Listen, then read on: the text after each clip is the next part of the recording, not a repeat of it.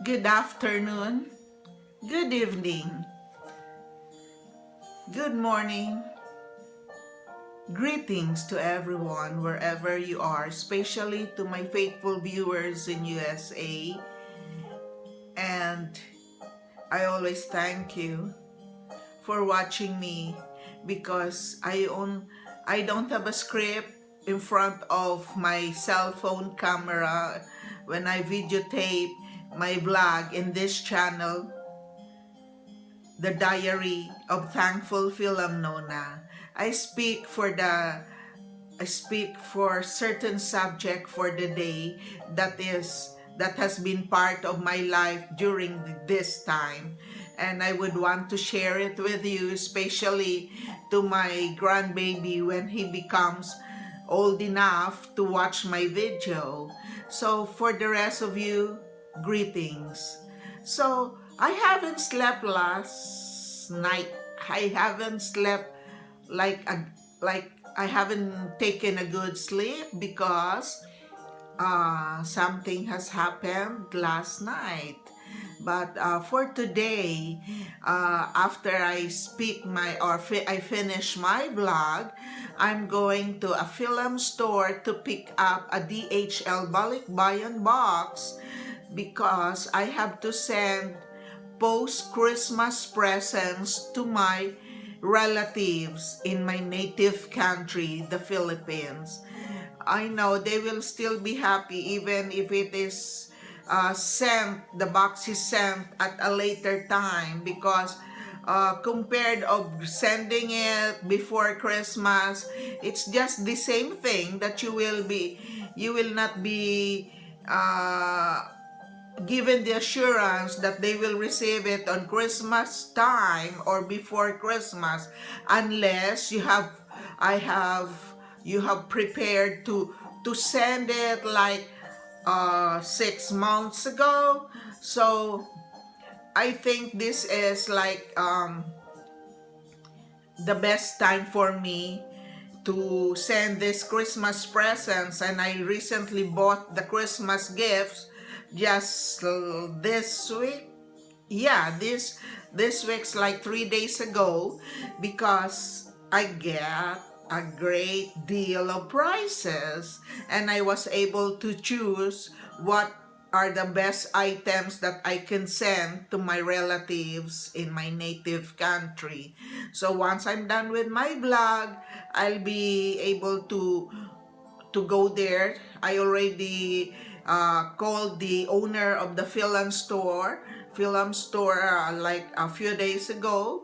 So they promised me that they would have the box ready when I arrive. So I'm thanking them for that, because the Christmas items, the Christmas presents that I bought, I also wrapped them while watching the TV yesterday. And you know what happened? Today is January 7 and yesterday was January 6. And yesterday was the date wherein the Electoral College will be counted and be confirmed. The result will be confirmed in the Capitol Hill, in the House of Representatives, in the House of the Senate. So the Vice President will be present there. So I was eager to watch them from the very start, because I would want to be a part of the history that who I voted was really confirmed while I was watching TV, while I am watching TV. So, and at the same time, yesterday, I was wrapping the gifts. I wrap all the gifts because I would want my relatives would receive them in a gift wrap items, because I would want them to feel the excitement, to feel the like they will be asking, what would I receive from inside of this gift wrap present. So it's just like I am giving them a feeling of excitement once they receive our gifts, my husband's also. So, but I was told the Balikbayan box will be received in 65 days in Luzon, and I live in Luzon, so I'm good with that as long as what the company that I chose to buy the Balikbayan box is a reputable company. So I'm really assured that the gifts that I will be sending will not be lost or will not be received by a different person or will not be stolen. I'm crossing my fingers and also with lots of prayers that the box will be received safely and in good hands. So yesterday, I was wrapping and I was also watching. Then, sometime late during that day, the 45th president, who is the current president, was having a rally in front of the White House, and he was instigating his followers that they will all go together to the Capitol Hill to protest on the Electoral College confirmation. So he's giving them assurance. Let's go together. We will be there and let's protest in the Capitol Hill. But you know what? He never went. He went back to White House and hold himself there, just watching TV as to what was going to happen while inside the White House. And you know, his followers who look like mobsters, hillbilly, please pardon my description of these people, they went ahead. They went ahead of to the Capitol Hill while there was the House of Senate and the House of Representatives were in session to confirm the winner for the 46, the winner of the election. So they were so blatantly like rogue, these mobsters, oh my god, these followers. They went there. There was a blockade that was placed there, you know, the steel blockade, especially when you have a parade, like in Manhattan. When there is a parade, there is a blockade of steel blockade, like a steel fence. So you are being told that do not cross the line because you can just stay there while the session is ongoing. But you know what? They were not so afraid because they were thinking that this 45th president is going to back them up. And they believe him that he was cheated. But it was a lie. It is a lie. He lost.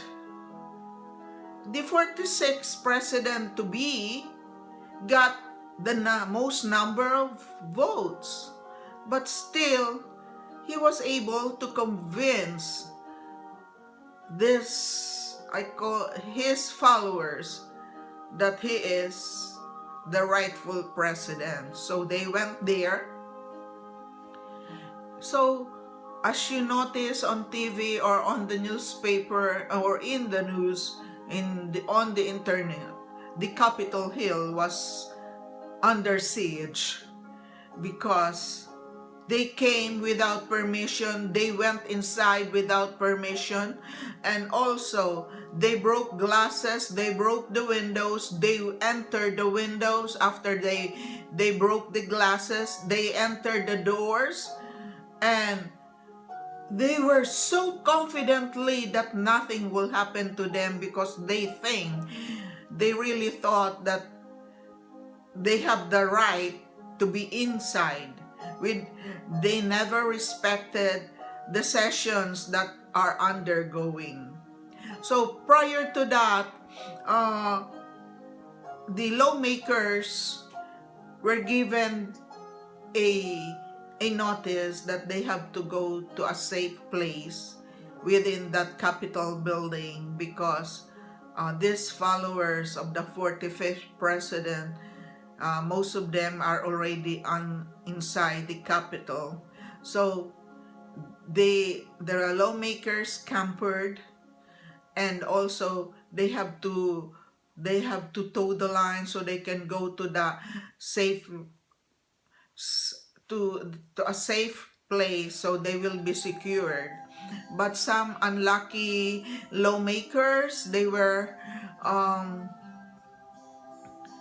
uh, I think they did not get the information on time.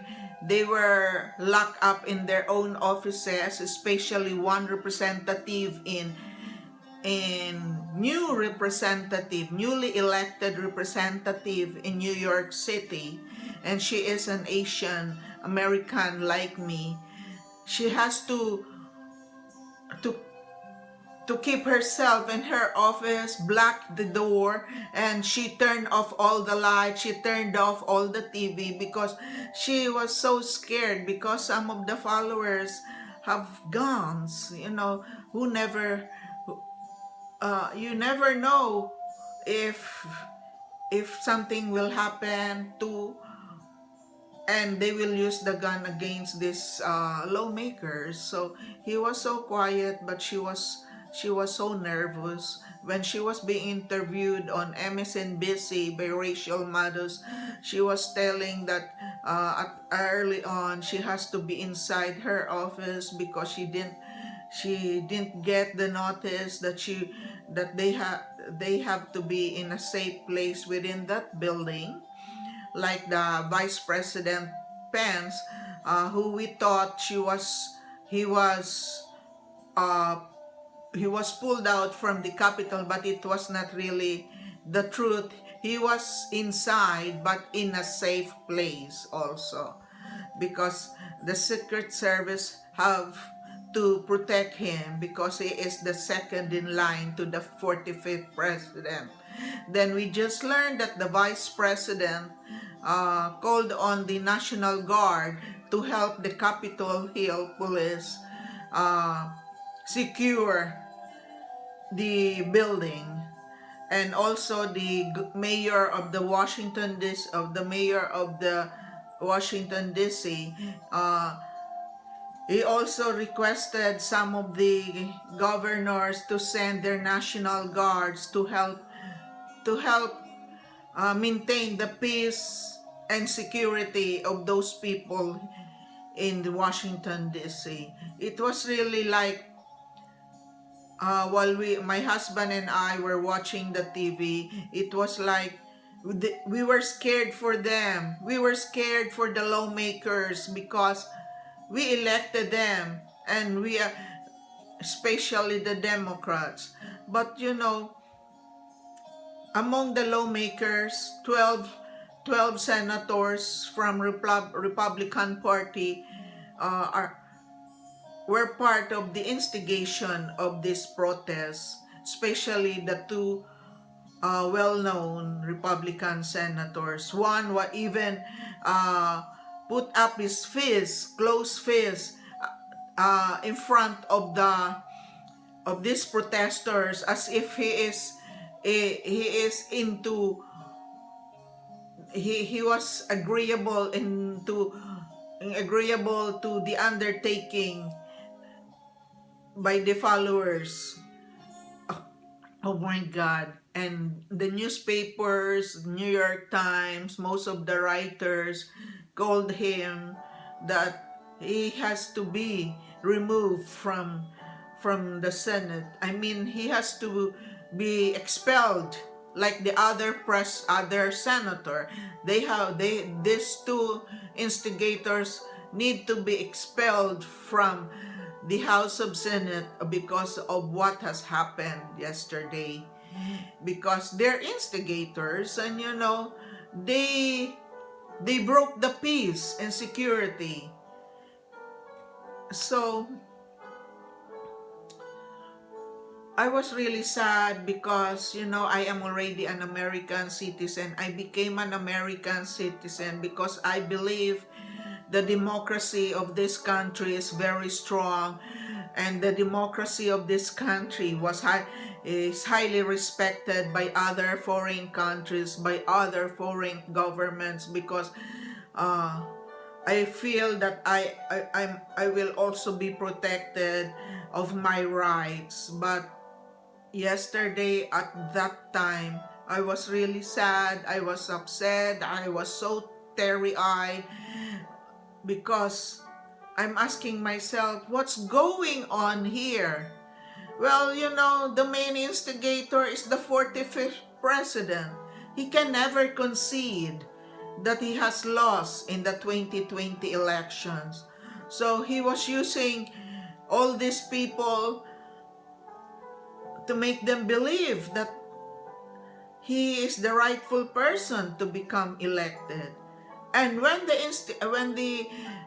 Capitol building was under siege, where was he? He was inside the White House, and he never said anything, or he was never in front of the TV to tell these people, these mobsters, to stop what they're going, because that is not the right thing. No, he never did that until the incoming 46th president went before the camera for the TV, and instead of talking about the subject, his prepared subject, which was future economy of USA, he was so spontaneously speaking before the camera, because he was saying that this is a sedition, this is a coup, and he was begging the 45th, not even begging, he was really reprimanding the 45th president to face the camera and tell these people to stop this siege.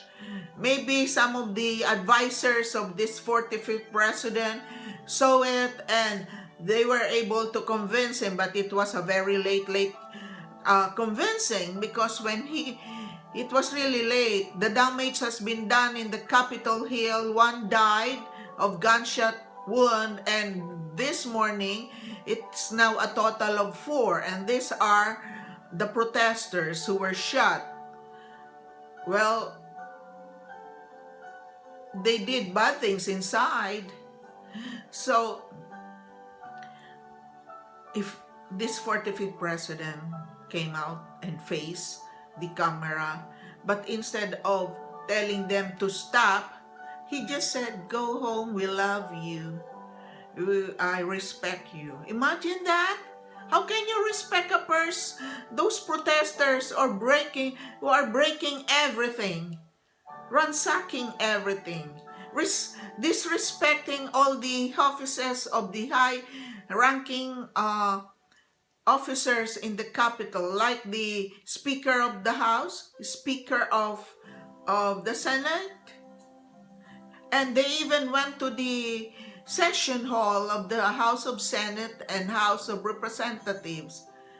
Oh my God, some were jumping, some were going up after a black Capitol Police because he has no gun, he couldn't stop them. I was scared for these people. I mean, not the protester. I was scared for the police. I was scared for the lawmakers, because they're just doing their job.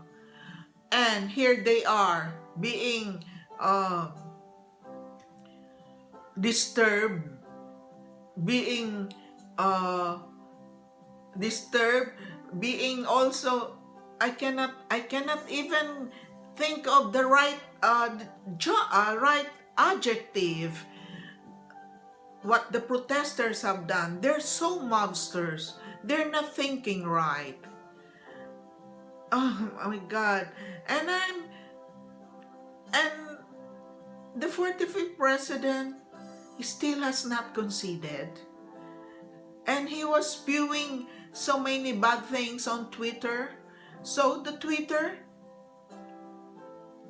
suspended, and I'm praying that his Twitter will be canceled indefinitely, because he was really spewing lies in the Twitter. And also some of the videos that he posted on YouTube, they were taken out, and Facebook also has decided to indefinitely